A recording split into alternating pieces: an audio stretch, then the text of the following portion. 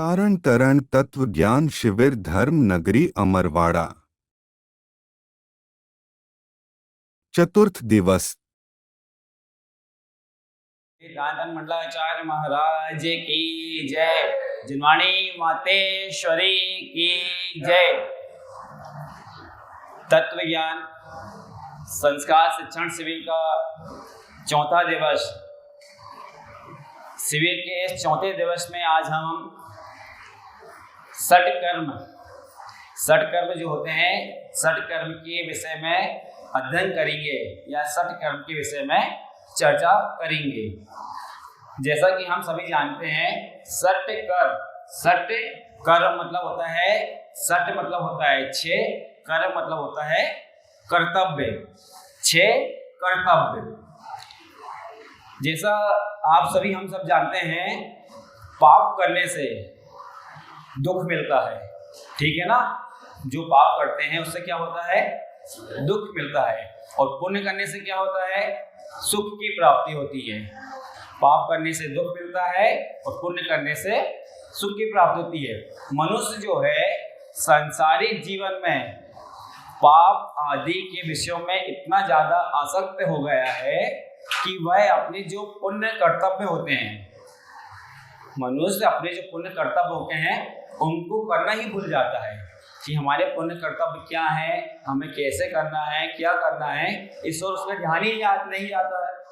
अब क्यों नहीं जाता है? क्योंकि वह पाप विषयों में बहुत ज्यादा आसक्त हो जाता है, और ये भूल जाता है जिस पुण्य के उदय से, जिन पुण्य के उदय से मुझे यह सुख मिला है, मनुष्य जन्म मिला है, यह सत्ता मिली है, वैभव मिला है, उस पुण्य के जो प्रमुख मुख्य कर्तव्य होते हैं उन कर्तव्यों को करना भूल जाता है।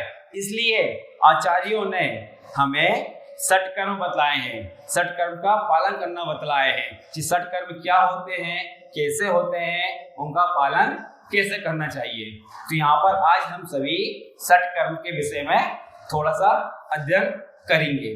तो अब यहाँ पे आता है सठ कर्म। सठ मतलब होता है 6 और कर्म मतलब होते हैं कर्तव्य। 6 कर्तव्य या इसे सठ आवश्यक कर्म भी कहा जाता है। ध्यान रखना थोड़ा सा, सठ कर्म को सठ आवश्यक कर्म भी कहते हैं। अब यहाँ पे आवश्यक बोलते हैं। आवश्यक मतलब क्या होता है, सभी जानते हैं। आवश्यक मतलब होता है जरूरी, अवश्य करने योग्य, जो बहुत ज्यादा हमें करना ही चाहिए, नितांत जरूरी है, उसे बोलते हैं आवश्यक। अब आवश्यक मतलब इसको अपने उदाहरण से वो समझ सकते हैं। अभी कुछ दिन पहले एक बीमारी आई थी जो सभी जानते हैं। जानते हो कौन सी वाली आई थी? कोरोना वायरस बोलते हैं। तो उस बीमारी में कुछ बातें ऐसी थी जिन्हें दिन प्रतिदिन हर दिन करना बहुत ज्यादा जरूरी था, बहुत ज्यादा आवश्यक था। यदि हम उन कार्यों को नहीं करते तो हम बीमार हो जाएंगे, ये डर था, हमें मृत्यु हो जाएगी, ये डर था। तो वो बातें कौन सी थी जो बहुत ज्यादा जरूरी थी, जिसे हमें करना था? जी बहुत अच्छे, सही हो गए हैं आप। अब वो उन बातों में आता है मास्क लगाना, उन बातों में आता है मास्क लगाना। दूसरा आता है घर पर रहना। बोलते थे ना जब कोरोना वायरस चल रहा था, मास्क लगाइए, घर पर रहिए, अन्य लोगों से दूरी बनाना, कि अन्य लोगों से दूरी बनाए रखना है। और क्या करना था? हाथों को बार बार साफ करना, स्वच्छ बनाए रखना, हाथों को बार बार धोना। ये बहुत जरूरी थे या नहीं थे? और इन सबका अपन पालन करते थे, अवश्य करते थे, जो बहुत ज्यादा आवश्यक था। इसी तरह यहाँ पर जो आवश्यक बताए, सठ आवश्यक। आवश्यक का मतलब होता है, आवश्यक मतलब होता है जरूरी, अवश्य करने योग्य कर्तव्य, ठीक है। तो यहाँ पर सठ आवश्यक कर्तव्य को आज हम अध्ययन करेंगे। अब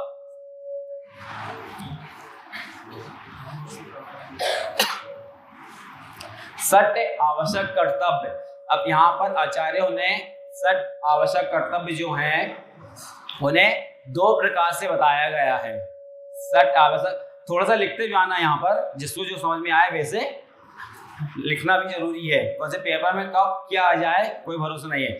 सट आवश्यक कर्म, सट कर्म जो होते हैं दो प्रकार के होते हैं। कौन से होते हैं? दो प्रकार के। पहला होता है शुद्ध सट कर्म, पहला शुद्ध सट कर्म, दूसरा होता है अशुद्ध सट कर्म। ठीक है, पहला कौन सा हुआ? बोलिए, सुन रहे हैं सब? पहला होता है शुद्ध सट कर्म और दूसरा होता है अशुद्ध सट कर्म। ठीक है, तो शुद्ध सट कर्म क्या होते हैं? जो सम्यक सहित जिनका पालन किया जाता है, जिसका अपनी आत्मा का कल्याण करना हो, इस उद्देश्य से जिन सत्कर्मों का हम पालन करते हैं उन्हें शुद्ध सत्कर्म कहा जाता है।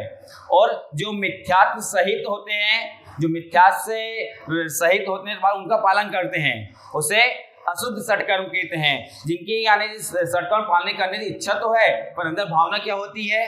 मेरा नाम हो, यश हो, धन वैभव की प्राप्ति हो। जो देवत्वपना नहीं है जिनमें, उनकी पूजा करना। जो कुगुरु होते हैं, अगुरु होते हैं, उनको गुरु मानकर उनकी गुरु उपासना करना, ये अशुद्ध सत्कर्म में आते हैं। और इन चीज का विशेष ध्यान देना है। सत्कर्म का पालन तो हम करते हैं, करना भी चाहिए, पर कौन से सत्कर्म करना है ये भी ध्यान देना थोड़ा सा। नहीं तो कुगुरु जो होते हैं उनको पत्थर की नौका के समान बताया गया है ना, कि पत्थर की नौका जो होती है स्वयं डूबती भी है और दूसरों को भी जो उसमें बैठा होता है उसको भी डुबाती है। तो अपन को ऐसे गुरु की उपासना नहीं करना है, इसलिए अपन को यहाँ पर सत्कर्म का पालन करना है। पर कौन से सत्कर्म का पालन करना है? जो शुद्ध सत्कर्म होते हैं। ठीक है, यहाँ तक समझ में आया है? तो सत्कर्म कितने भेद हुए? कितने भेद हुए? दो भेद हुए। पहला शुद्ध सत्कर्म और दूसरा अशुद्ध सत्कर्म। ठीक है, अब जिस सत्कर्म जो होते हैं किसके होते हैं? सत्कर्म में सत्य आवश्यक कर्म किसके होते हैं? श्रावक के होते हैं। अपने को नहीं होते ना, अपने नहीं होते हैं, श्रावक के होते हैं ना। आप बोले श्रावक के होते हैं, अपन श्रावक हैं क्या? अपन श्रावक हैं? जोर से बोलिए। हाँ, अच्छा, अपने सीने बाहर रख के बोलिए, हाँ मैं श्रावक हूँ, मैं श्रावक हूँ ना श्रावक। तो जिस सत्कर्म दूसरे के नहीं है पालन करने के लिए, अपने स्वयं के पालन करने के लिए है। कौन से? मैं श्रावक हूँ, इसलिए ये सत्कर्म मेरे पालन करने योग्य है। अब यहाँ पर श्रावक शब्द आया है। क्या शब्द आया है? श्रावक। श्रावक शब्द का क्या अर्थ हुआ? श्रद्धावान, विवेकवान और क्रियावान। बहुत अच्छे। यहाँ पर श्रावक शब्द में 3 शब्द आए हैं, ध्यान देना थोड़ा सा। श्रावक शब्द में 3 शब्द आए हैं। पहला आया है श्रा, दूसरा आया है बा और तीसरा आया है का। श्रावक। अब सा से क्या आता है? श्रद्धावान, जो श्रद्धावान हो। बा से क्या आता है? विवेकवान, जो विवेकवान हो। और का से आता है क्रियावान, जो श्रद्धावान हो, विवेकवान हो और क्रियावान हो, उसे श्रावक कहा जाता है। ठीक है, ये थोड़ा सा लिख लेना, परीक्षा में कुछ भी आ सकता है, इसलिए मैं यहाँ लिखा नहीं रहा हूँ, बता रहा हूँ। जो जैसा लिख सके लिख लेना। जहाँ समझ नहीं आया मैं फिर से दूसरी बार दोहरा दूंगा। ठीक है, तो श्रावक शब्द में 3 शब्द आए हैं, श्रद्धावान, विवेकवान और क्रियावान। अब यहाँ पे समझना हमें है श्रद्धावान। श्रद्धावान क्या होता है? श्रद्धावान का स्वरूप क्या है? कोई बता सकता है? बहुत अच्छे, सही है। जो सच्चे देव गुरु धर्म का सम्यक श्रद्धानी हो। ध्यान देना, कैसा श्रद्धानी होना है? सम्यक श्रद्धानी होना है, वो श्रद्धावान के अंतर्गत आता है। दूसरा आता है विवेकवान। विवेकवान मतलब क्या होता है? विवेकवान मतलब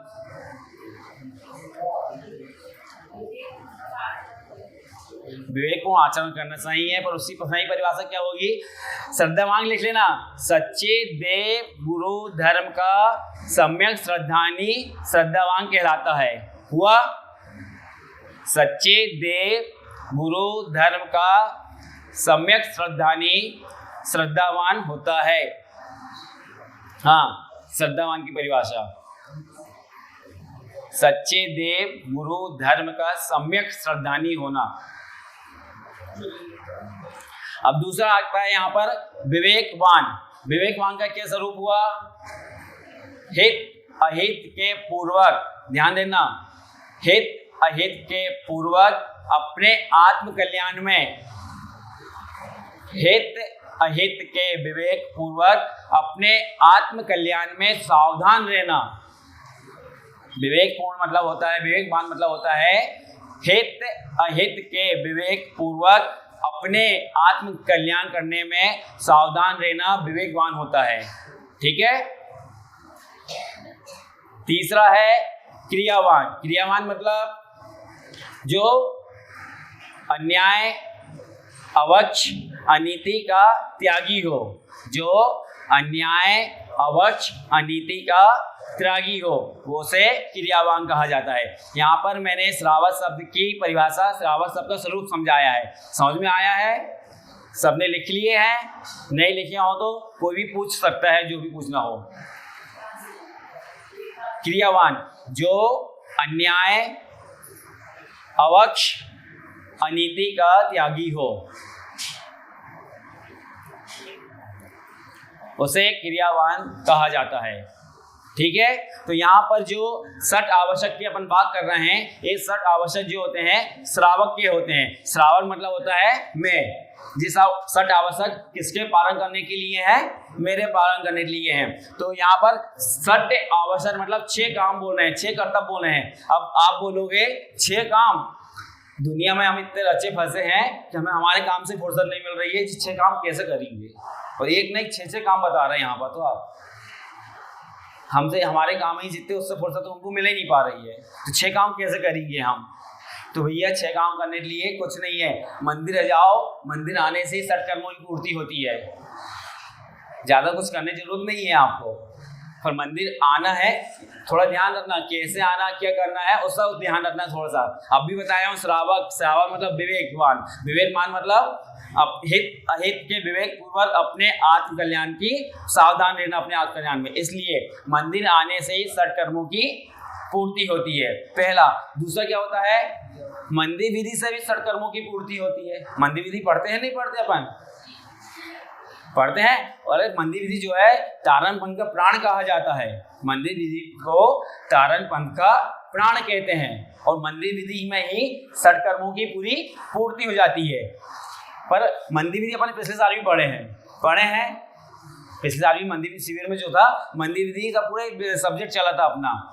पर मंदिर विधि लोग ध्यान ही देते हैं। यहाँ मंदिर विधि चल रही है, कहीं बाहर खड़े हैं, कहीं यहाँ जा रहे हैं। सोचो भैया क्या कर रहे हो, क्या नहीं कर रहे हो, थोड़ा समझो तो। मंदिर विधि है क्या? कोई ऐसी वैसी चीज नहीं है मंदिर विधि। मंदिर विधि जो है ऐसी वैसी चीज नहीं है, तारण पंथ की धरोहर है, वो अमूल्य निधि है मंदिर विधि।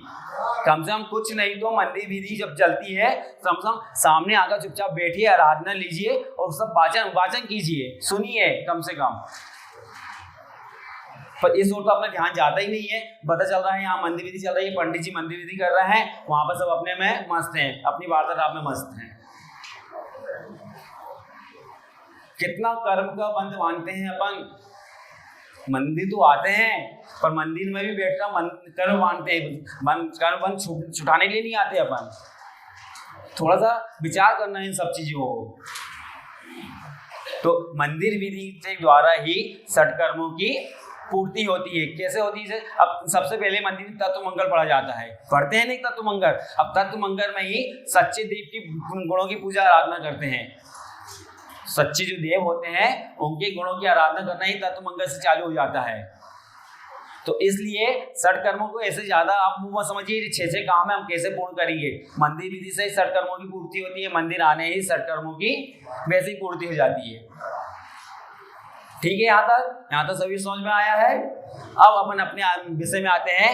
षट कर्म 6 आवश्यक कर्तव्य, उसका ये दुआ यहाँ मैंने लिखा है, चाहो तो आप उसे नोट कर लेना।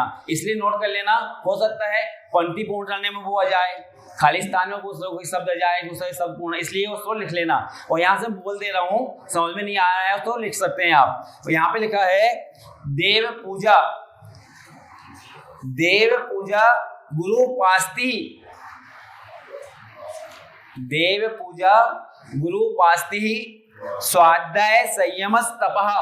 स्वाध्याय संयमस तपः। देव पूजा गुरु उपास्ति स्वाध्याय संयमस तपः। दानम चेति गृहस्थानाम, दानम चेति गृहस्थानाम षट कर्माणि दिने दिने। दानम चेति गृहस्थानाम षट कर्माणि दिने दिने। हुआ सभी का? फिर से जिसने नहीं लिया है, यहां से नहीं दिखाई दे रहा है, सुन लीजिए। देव पूजा, गुरु उपासति, स्वाध्याय, संयमस तपः, दानम चेति गृहस्थानाम षट कर्माणि दिने दिने। हुआ? इसका क्या मतलब हुआ है? पहला षट कर्म है देव पूजा, पहला क्या आता है? देव पूजा। दूसरा क्या आता है? गुरु उपासती, मतलब गुरु उपासना।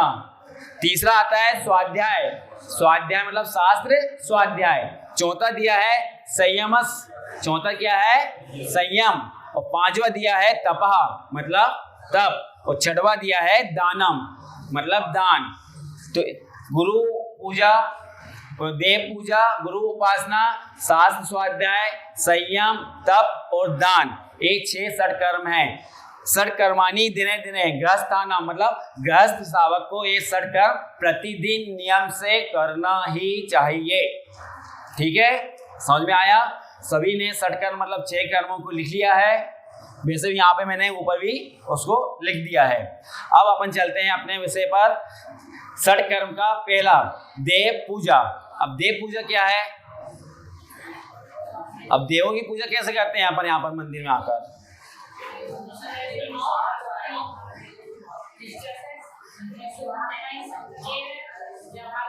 जी जी जी, बिल्कुल सही सही बोल रहा है। यहाँ पर आकर हम सच्चे देव गुरु धर्म की गुणों की आराधना करते हैं। किसकी करते हैं? सच्चे देव गुरु धर्म की आराधना करते हैं, ध्यान रखना। और सच्चे देव पूजा कैसी होती है?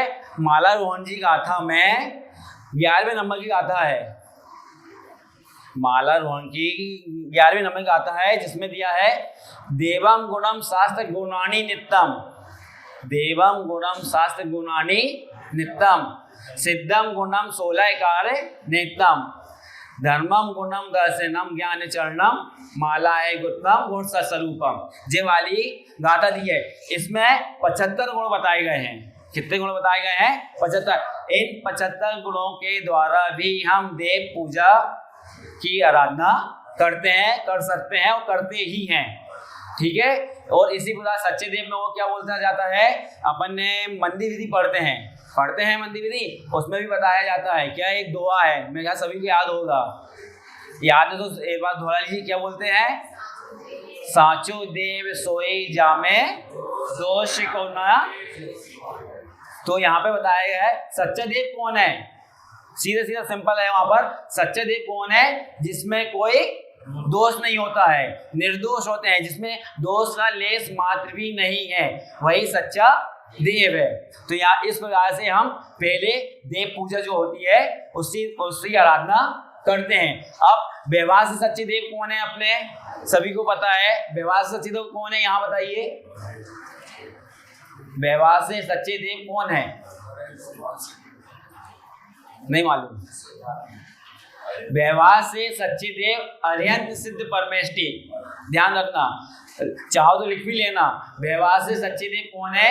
अरिहंत सिद्ध परमेष्टि। और निश्चय से सच्चा देव कौन है? निशुद्धात्मा। इसको भी चाहे तो आप लिख सकते हो। तो इन व्यवहार से सच्चे, व्यवहार से अरिहंत सिद्ध परमेष्टि और निश्चय से निशुद्धात्मा की हम आराधना करते हैं। इस प्रकार हम पहला षटकर्म जो है देव पूजा के द्वारा भगवानों के गुणों की आराधना करते हैं। और यहाँ पर देव पूजा को परिभाषित रूप में लिखना चाहते हैं तो लिख सकते हैं। उसमें व्यवहार और निश्चय 2 प्रकार से बताया गया है। जी, तो मैंने अभी देव पूजा को ऐसे ही समझाया हूँ। अब इसको परिभाषित रूप में लिखना चाहते हैं तो लिख लीजिए। पहला, अरिहंत सिद्ध परमात्मा के, अरिहंत सिद्ध परमात्मा के गुणों का,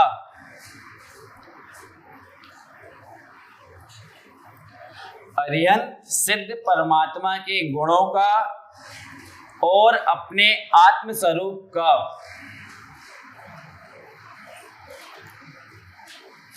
अर्यंत सिद्ध परमात्मा के गुणों का और अपने आत्म स्वरूप का चिंतन मनन करना, आराधना करना व्यवहार से देव पूजा है।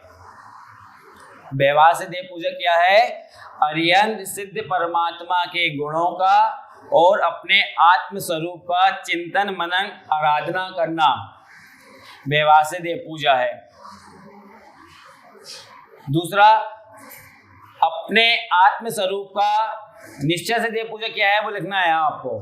ये व्यवहार से बताया अभी, अब निश्चय से देव पूजा क्या है? अपने आत्म स्वरूप का चिंतन मनन करते हुए, अपने आत्म स्वरूप का चिंतन मनन करते हुए उपयोग को निज स्वभाव में लगाना। अपने आत्म स्वरूप का चिंतन मनन करते हुए उपयोग को निज स्वभाव में लगाना निश्चय से देव पूजा है। यदि सभी ने लिख लिया हो तो व्यवहार से देव पूजा का फिर से एक बार सब एक साथ बोल सकते हैं। बोलिए, क्या लिखे हैं आपने? व्यवहार से देव पूजा क्या है?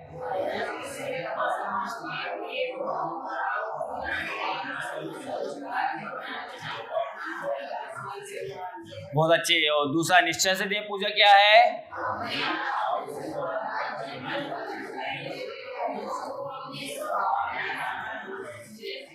निश्चय से देव पूजा है।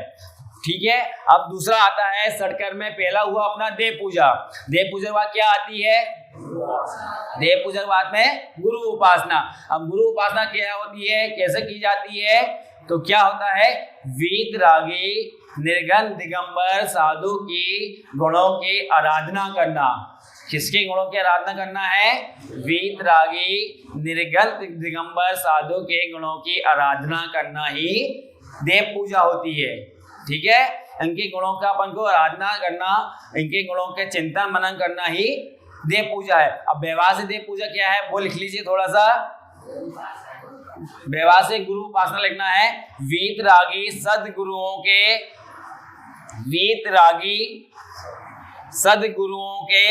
गुणों का स्मरण करना। वीतरागी सद्गुरुओं के गुणों का स्मरण करना, वंदना भक्ति करना। व्यवहार से देव गुरु उपासना है।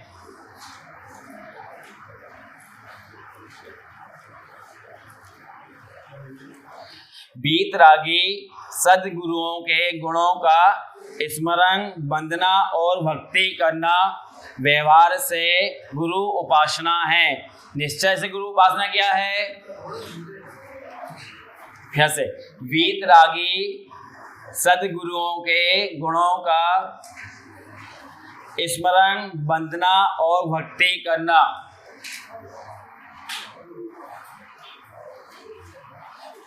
व्यवहार से गुरु उपासना है।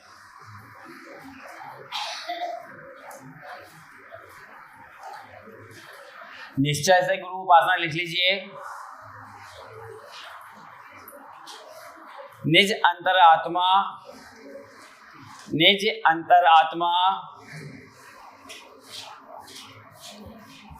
ज्ञायक भाव की आराधना करना।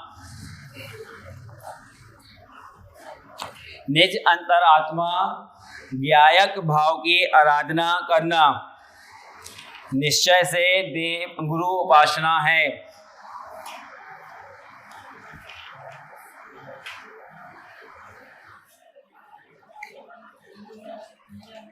हो गया। फिर से निश्चय से गुरु उपासना लिखिए। निज अंतरात्मा ज्ञायक भाव की आराधना करना निश्चय से गुरु उपासना है। हो गया। अब देव पूजा, गुरु उपासना, ये बात तीसरा षटकर्म में आता है अपना स्वाध्याय, शास्त्र स्वाध्याय। अब शास्त्र स्वाध्याय के क्या है? स्वाधन अध्याय। स्वाध्याय का अपन विच्छेद करेंगे तो इसका होता है स्वाधन अध्याय। स्व मतलब अपनी आत्मा, अपनी आत्मा का निरीक्षण करना, अपनी आत्मा का निरीक्षण करना, अपनी आत्मा का अध्ययन करना ही यहाँ स्वाध्याय कहा जाता है। ठीक है। अब क्या होता है, अपन जो है रात दिन सुख पाने की लालसा में रात दिन यहाँ वहाँ फालतू मेहनत करते रहते हैं, बहुत ज़्यादा प्रयत्नशील रहते हैं कि हमें सुख की प्राप्ति हो, यश हो, भोग विलास हो, सब चीज़ हो, पर क्या ये सब मिल पाती है? इन सब चीज़ों से अपन को संतोष प्राप्त हो पाता है? नहीं होता। क्यों नहीं हो पाता है? क्योंकि अपनी मन की स्थिरता है, मन की जो स्थिरता है वो नहीं रह पाती है। मन इतना चंचल है कि पूछिए मत, जरा यहाँ बैठे जरा वहाँ चला गया। मन की स्थिरता के अभाव के कारण हम इन सब चीज़ों से वंचित रह जाते हैं। तो मन की स्थिरता जो है वो कैसे आएगी भैया? मन को स्थिर करना है तो उसको लिए क्या करना चाहिए? तो उसके लिए अपन यहाँ पे षोडश षट्कर्म में से स्वाध्याय 30 नंबर षट्कर्म बताया गया है, उसका प्रयत्न करना चाहिए। 7 स्वाध्याय करने से ही मन को स्थिर किया जाता है। मन को स्थिर रखने का सबसे प्रथम उपाय है तो शास्त्र स्वाध्याय, जिससे अपना अध्ययन होता है, उसका अपना अनुभव प्रमाण होता है कि हम क्या पढ़ रहे हैं, क्या कर रहे हैं, वो अपने माइंड में आती है वो सब चीजें। तो इसलिए यहाँ पर 7 स्वाध्याय बताया गया है। 7 स्वाध्याय हर व्यक्ति को, हर श्रावक को प्रतिदिन 5 मिनट 10 मिनट जितना समय मिले, जितना भी समय मिले करना ही चाहिए। मनुष्य जन्म जो मिला है काय के लिए मिला है? आत्म कल्याण करने के लिए मिला है ना। और अपन क्या कर रहे हैं बताइए? अच्छा सोचो, 24 घंटे में से अपन कितना समय अपने लिए निकाल रहे हैं? कभी विचार किए आपने? अरे वो छोड़ो, सुबह से शाम का एक दिन विचार करना, सुबह से शाम तक में हमारा कितना समय अपने निज उपयोग में लगा है 24 घंटे में से। कभी रात में विचार करना सोने से पहले कि आज हमारे द्वारा कितने अच्छे काम हुए, कितने बुरे काम हुए हैं। आप अपना आत्मनिरीक्षण स्वयं कर सकते हैं, किसी को बताने की जरूरत नहीं है उसमें। तो इसलिए कहा जाता है सभी को, श्रावक को प्रतिदिन चाहे जितना भी समय ले, नियम बांध ही लो कि स्वाध्याय करना ही है। तो तीसरा षट्कर्म में 7 स्वाध्याय, 7 स्वाध्याय के 5 भेद बताए गए हैं। स्वाध्याय के क्या है? 5 भेद हैं, वो सभी को पता है, हालांकि फिर भी आप चाहो तो उसे लिख सकते हो। पहला आता है वाचना। पहला स्वाध्याय का भेद है वाचना। दूसरा है प्रक्षणा। दूसरा भेद क्या है? प्रक्षणा। तीसरा है अनुप्रेक्षा। तीसरा स्वाध्याय का भेद है अनुप्रेक्षा। चौथा है आमनाय। चौथा है आमनाय। और 5वां दिया है धर्मोपदेश। 5वां भेद है धर्मोपदेश। ये 7 स्वाध्याय के 5 भेद बताए गए हैं। एक बार दोहराइए मेरे साथ। पहला वाचना, दूसरा,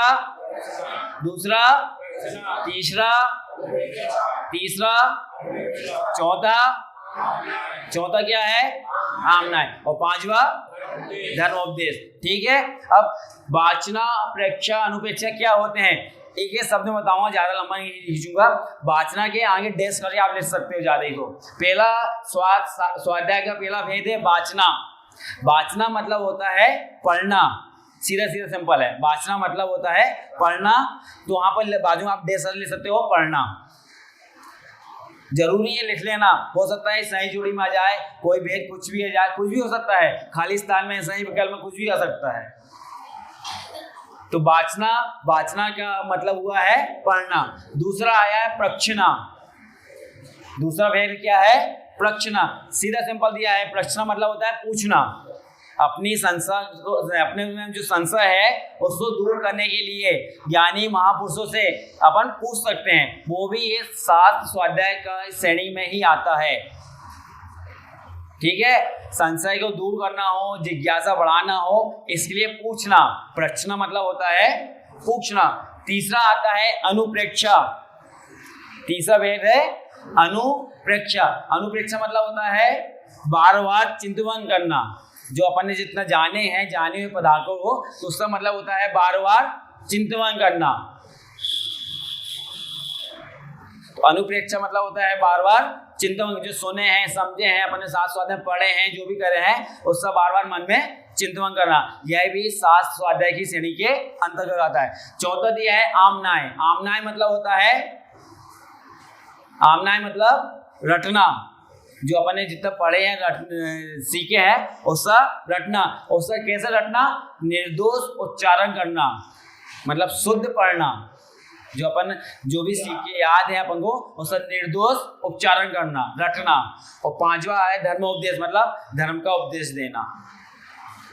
इस प्रकार से स्वाध्याय के 5 भेद हैं, उन 5 भेदों में यहाँ पे अपन ने मतलब समझे। समझ में आया सभी को? किसी कुछ पूछना है तो बोल सकता है, या नहीं लिख पाए हो तो भी यहाँ पे बता सकते हैं। ठीक है, अब यहाँ पर अपन स्वाध्याय की परिभाषा लिख सकते हैं, जो पेपर के लिए थोड़ा सा इंपॉर्टेंट है। तो निश्चय से स्वाध्याय किसे कहा जाता है?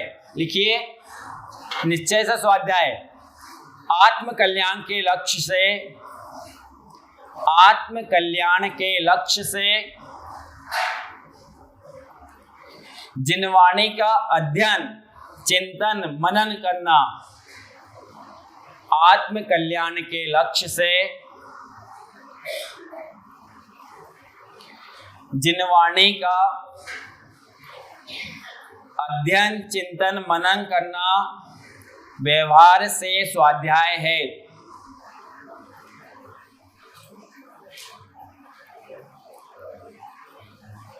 आत्म कल्याण के लक्ष्य से जिनवाणी का अध्ययन, चिंतन, मनन करना व्यवहार से स्वाध्याय है।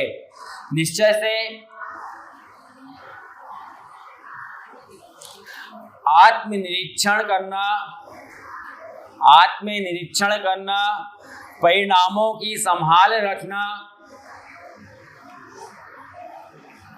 आत्मनिरीक्षण करना, परिणामों की संभाल रखना और ध्रुव स्वभाव में स्थित होना।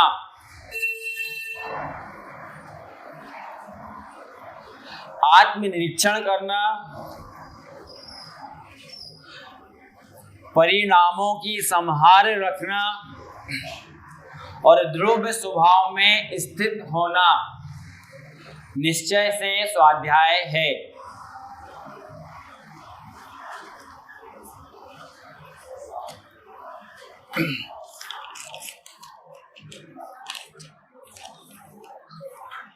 हो गया सभी का?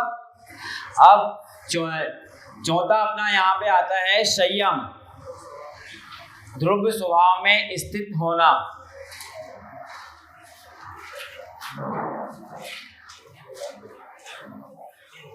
निश्चय से स्वाध्याय है।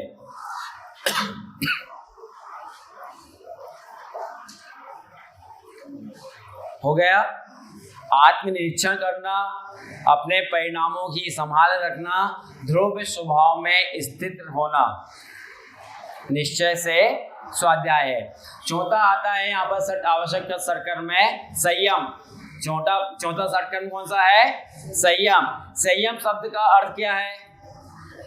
संयम शब्द का अर्थ मतलब अपने आप को यम नियम से बांधना, यम नियम से रहना ही संयम कहलाता है। ठीक है, संयम शब्द में अपने आप को जो होता है संयमित करना होता है। कोई मनुष्य इच्छाएं जो है अनंत हैं, इच्छाओं की कोई कमी नहीं है। एक इच्छा की पूर्ति होती है, दूसरी आ जाती है, दूसरी होती है, तीसरी आ जाती है। तो इन इच्छाओं को संयमित करना मतलब इन इच्छाओं का दमन करना, इन इच्छाओं का दमन करना ही संयम कहलाता है। समझ में आ रहा है? कौन सी इच्छाएं क्या होती है? आकुलताएं बढ़ाती हैं, और जितनी ज्यादा आकुलता बढ़ेगी उतनी ज्यादा अपन संसार के विषयों में ही फंसे रहेंगे। तो अपनी इच्छाओं का दमन करना, अपनी इच्छाओं पर नियंत्रण करना ही संयम कहलाता है। ठीक है, तो यहाँ पे लिख सकते हैं अपन, अपने आप को यम नियम में रखना ही संयम है। अपने आप को यम नियम में रखने को संयम कहते हैं। परिभाषा से होगी, अपने आप को यम नियम में रखने को संयम कहते हैं। यम नियम में,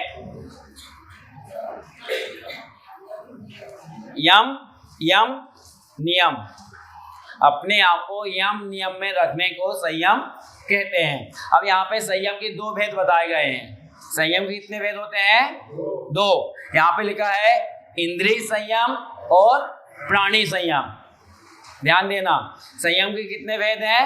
दो भेद हैं, इंद्रिय संयम और प्राणी संयम। अब इंद्रिय संयम किसे कहते हैं उसको भी लिख लेना। 5 इंद्रिय और मन को बस में रखना। इंद्रिय संयम किसे कहते हैं उसकी परिभाषा है 5 इंद्रिय और मन को बस में रखना ही इंद्रिय संयम कहलाता है।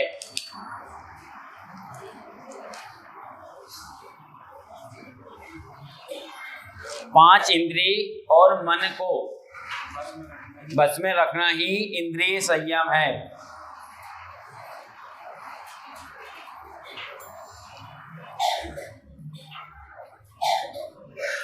हुआ? 5 इंद्रिय सबको मालूम ही है, पंचेंद्रिय जीव है, कौन सी होती है?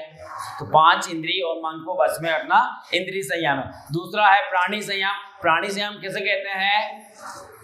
षटकाय के जीवों की रक्षा करना। किसकी? षटकाय। अब षटकाय क्या होता है मालूम है क्या इधर किसी को? इस साइड पुरुष वर्ग में षटकाय के जीवों की रक्षा करना प्राणी संयम है। अब षटकाय कौन से होते हैं पता है? जी पंडित जी, सही है। षटकाय जीव होते हैं 5 स्थावर और 1 त्रस्काय जीव। 5 और 1 6, 5 स्थावर जीव और 1 त्रस्काय जीव। ध्यान रखना ऐसा।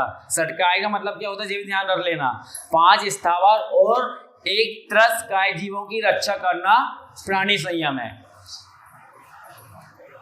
तो इसी बराबर लो, षटकाय जीव अर्थात 5 स्थावर और 1 त्रस्काय जीवों की रक्षा करना प्राणी संयम है।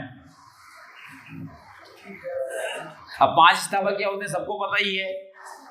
5 स्थावर क्या होते हैं? जो 1 इंद्रिय जीव होते हैं वो 5 स्थावर होते हैं। और त्रस्त जीव किसे कहते हैं? त्रस्त जीव किसे कहते हैं? 2 इंद्रिय से 5 इंद्रिय करते जो जीव होते हैं उन्हें त्रस्त जीव कहा जाता है। तो यहाँ पे इंद्रिय संयम और प्राणी संयम जो है परिभाषित हुआ है। लिख लिए सभी ने? फिर से प्राणी संयम, षटकाय जीव अर्थात 5 स्थावर और 1 त्रस्काय के जीवों की रक्षा करना प्राणी संयम है। अब यहाँ पर अपन निश्चय व्यवहार से प्राणी संयम लिखते हैं, संयम के लिखते हैं कि व्यवहार से संयम क्या है, निश्चय से संयम क्या है।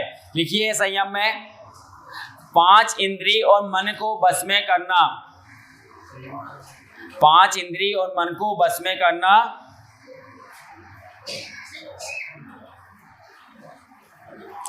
और षटकाय जीवों की रक्षा करना व्यवहार से संयम है।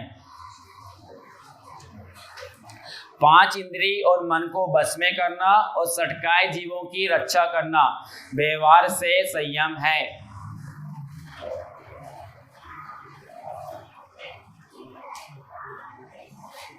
पांच इंद्रिय और मन को बस में रखना और त्रस्काय के जीवों की रक्षा करना व्यवहार से संयम है।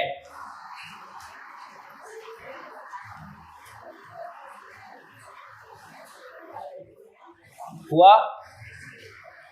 दूसरा निश्चय संयम किसे कहते हैं? तो निश्चय संयम में आएगा आत्मनिरीक्षण पूर्वक। दूसरा आत्मनिरीक्षण पूर्वक अपने शुद्धात्म स्वरूप की सुरत रखना। आत्मनिरीक्षण पूर्वक अपने शुद्धात्म स्वरूप की सुरत रखना निश्चय संयम है। सुरत रखना, अपने आत्म स्वरूप की सुरत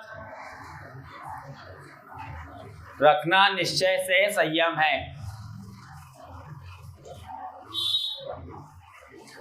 आत्म निरीक्षण पूर्वक अपने शुद्धात्म स्वरूप की सुरत रखना निश्चय से संयम है। हुआ? सुरत रखना। निश्चय से संयम है। अब संयम के कितने भेद बताए हमने यहाँ पर? संयम कितने भेद हुए? बोलिए, जवाब दीजिए, जो लिखे हैं देख कर बोलिए। अभी संयम कितने भेद हुए? 2। कौन कौन से संयम होते हैं? इंद्रिय संयम और प्राणी संयम। इंद्रिय संयम किसे कहते हैं? इंद्रिय संयम होता है। प्राणी संयम किसे कहते हैं? सटकाए के जीवों की रक्षा करना। सटकाए कौन कौन से होते हैं? 5 इंद्रिय और 10 काय जीव। ठीक है, इतना समझ में आया सभी को? अब अपना आता है जी कौन सा सट आवश्यक कर्म था अपना?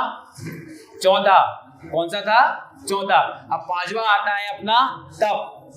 5वां सटकर्म कौन सा है? तप। तप किसे कहते हैं? तप किसे कहते हैं? इच्छा निरोधा तपा। सबको याद है शायद, चाहे तो लिख भी सकते हो।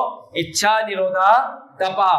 इच्छाओं के निरोध करने को तप कहते हैं, या इच्छाओं का नियंत्रण करने को तप कहा जाता है।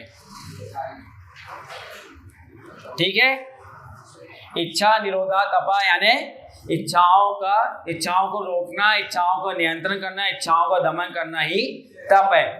अब यहाँ पे तप के कितने भेद हैं? चूंकि 5 मिनट बचा है, मुझे सब्जेक्ट खत्म करना है, इसलिए थोड़ा जल्दी लूंगा। तप के कितने भेद बताए गए हैं? 2 भेद। कितने भेद हैं तप के? 2। कौन कौन से? बहिरंग और अंतरंग। सबको याद है ना? बहिरंग के कितने भेद होते हैं? बहिरंग के कितने भेद होते हैं? बहिरंग के कितने भेद होते हैं? तप के 2 भेद हुए, अंतरंग तप और बहिरंग तप। अब बहिरंग तप के कितने भेद हुए? 12 या 6? कहीं 12 बोल रहे हैं, आवाज आ रही है। बहिरंग के 6 होते हैं और अंतरंग के 6 होते हैं। इस प्रकार कुल 12 तप होते हैं। मेन मूल तप के 2 भेद हैं, बहिरंग और अंतरंग। और अंतरंग और बहिरंग के भी 6 भेद होते हैं। ठीक है, उनके नाम याद है क्या? बहिरंग तप के नाम याद है? बोलिए। पहला अनशन, अमोदय, व्रत परिसंख्यान, रस परित्याग, विविक शय्यासन और काय कलेश। ठीक है, और मान लो किसी को नहीं लिख पाए हो, तीसरी PDF जो है आपके व्हाट्सएप में डाली जा चुकी है। ठीक है, उसमें से देखकर आप लिख सकते हैं। और 6 अंतरंग के तप कौन कौन से होते हैं? प्रायश्चित, विनय, वैयाव्रत, स्वाध्याय, संयम नहीं, गलत। प्रायश्चित, विनय, वैयाव्रत, स्वाध्याय, व्युत्सर्ग और ध्यान। ये 6 अंतरंगी तप होते हैं। इस बार कुल 12 तप होते हैं। ठीक है, तो अब यहाँ पर व्यवहार तप की परिभाषा लिख लीजिए आप सभी। इच्छाओं का निरोध करना व्यवहार से तप है। इच्छाओं का निरोध करना व्यवहार से तप है। इच्छाओं का निरोध करना मतलब इच्छाओं को दबाना, इच्छाओं को रोकना। तो इच्छाओं का निरोध करना व्यवहार से तप है। और निश्चय से तप लिख लीजिए। राग आदि विकारी भावों का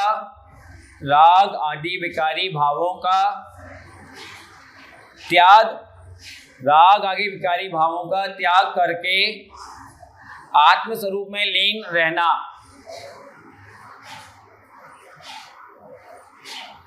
राग आगे विकारी भावों का त्याग करके आत्म स्वरूप में लीन रहना निश्चय से तप है।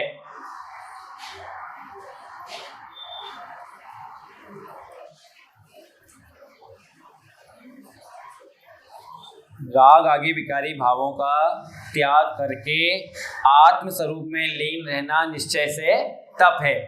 अपना अगला सटकर्म आता है दान। दान, दान किसे कहते हैं? अपने और पर के उपकार के लिए 3 प्रकार के पात्रों को 4 प्रकार का दिए जाने वाला दान कहलाता है।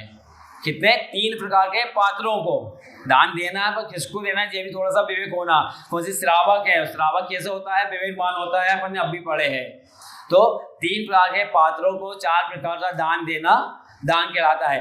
दान 4 प्रकार के होते हैं, सभी को मालूम ही है। यहाँ पे लिखा है आहार, औषधि, अवय, ज्ञान दान होते हैं, जिसमें व्यवहार दान की परिभाषा लिख लीजिए थोड़ा सा।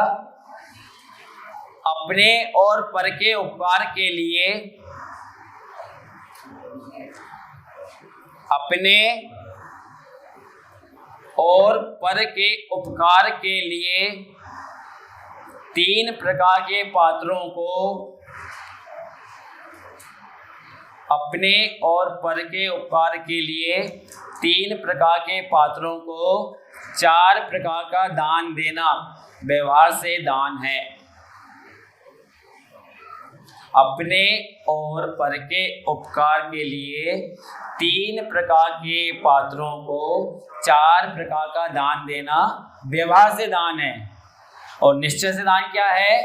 उपयोग को अपने आत्म स्वरूप में लगाना। उपयोग को अपने आत्म स्वरूप में लगाना निश्चय से दान है। और दान की विशेष महिमा है जिसे अपन सभी जानते ही हैं। तो अपन को कुछ नहीं तो कम से कम प्रतिदिन इस 6 कर्मों का पालन करना चाहिए। 4 दान में कौन से दान में कौन प्रसिद्ध है? यहाँ पे थोड़ा सा मैं लिखा हूँ, ये शब्द और ध्यान दे लेना। कौन से दान की महिमा में कौन प्रसिद्ध है? आहार दान में अकृत्य पुण्य ये प्रसिद्ध है। आहार दान में ऐसे देश लाकर लिख लीजिए बस कि आहार दान की महिमा में कौन प्रसिद्ध है? अकृत्य पुण्य। औषधि दान में वृषभ सेना, वृषभ सेना। ज्ञान दान में कोंडेस वाला कहानी सभी ने सुनी है। ज्ञान दान में कोंडेस ग्वाला, कोंडेस मुनिराज बोलते हैं जिनके। और अभय दान में सूकर, सूकर। जी चारों दानों में जी 4 जो है प्रसिद्ध है। अब इसमें मैं थोड़ा सा 2 लाइन के और बताना चाहता हूँ सूकर वाली में कैसा क्या है। अभय दान में सूकर प्रसिद्ध है। इसी छोटी सी एक कहानी है। क्या होता है, एक गांव में एक कुम्हार और नाई रहता था।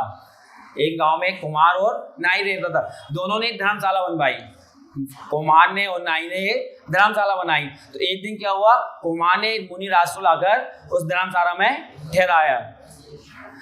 दूसरे दिन क्या हुआ, जो नाई आया उसको अच्छा नहीं लगा, उसने उन मुनिराज को वहां से हटा दिया और अपने सन्यासी को लाकर वहां पर ठहरा गया। तो इस कारण से उन दोनों के बीच में थोड़ी सी लड़ाई हो गई। लड़ाई इतनी ज्यादा बढ़ गई, दोनों एक दूसरे को मार दिया, अपने आप दोनों ने एक दूसरे को। अब मर करके दोनों जीव, कौन, कुम्हार और नाई। तो मर करके कुम्हार का जीव जो हुआ सूकर हुआ है और नाई का जीव जो हुआ वो सिंह के पर्याय में चला गया। मर करके कुम्हार का जीव सूकर हुआ और नाई का जीव सिंह के पर्याय में चला गया। वहां पर भी जंगल में एक दिन क्या हुआ, एक मुनिराज ध्यान कर रहे थे। तो जो सिंह था उसको पूर्व जन्म कुछ याद आया और वो मुनिराज को खाने की लालसा से उनकी तरफ बढ़ने लगा। तो वहां पर सूकर आया। सूकर ने देखा ये सिंह जो है मुनिराज को खाना जा रहा है, उन्हें बचाने के लिए फिर उससे लड़ाई किया। फिर दोनों के बीच में लड़ाई हो, फिर दोनों ने एक दूसरे को मार दिया। तो मुनिराज की रक्षा के भाव से सूकर मरा तो वह देव गति में जाकर देव हुआ। उन्होंने मुनिराज को अवयदान दिया ना, इसलिए वो देव गति जाकर देव हुआ। और जो सिंह की पर्याय में जो था वह मरकर कहाँ चला गया, नरक चला गया। इसलिए दान की विशेष महिमा होती है। ठीक है, इस प्रकार से यहाँ पर मेरा आवश्यक 6 कर्म जो होते हैं वैसे टॉपिक पूरा होता है। तो एक नियम जरूर लेना है, कम से कम कुछ नहीं तो श्रावक को प्रतिदिन 6 आवश्यक कर्मों का पालन करना ही चाहिए। यदि आप अपना आत्म कल्याण करना चाहते हो तो, और नहीं करना चाहते हो कोई बड़ी बात नहीं है। मनुष्य भाव मिला है, जैसे आप वैसे चले जाओगे, उसमें कुछ लेना देना नहीं है। थोड़ा सा विवेक से विचार करना है कि मनुष्य जन्म जो मिला है हमें क्यों मिला है, किस लिए मिला है और हम क्या कर रहे हैं। मनुष्य जन्म जो है बहुत दुर्लभ है, अब इसके बाद मिलना संभव नहीं है। बस इतना कहकर मैं अपनी बात यहाँ पर समाप्त करता हूँ। जय तारण तारण।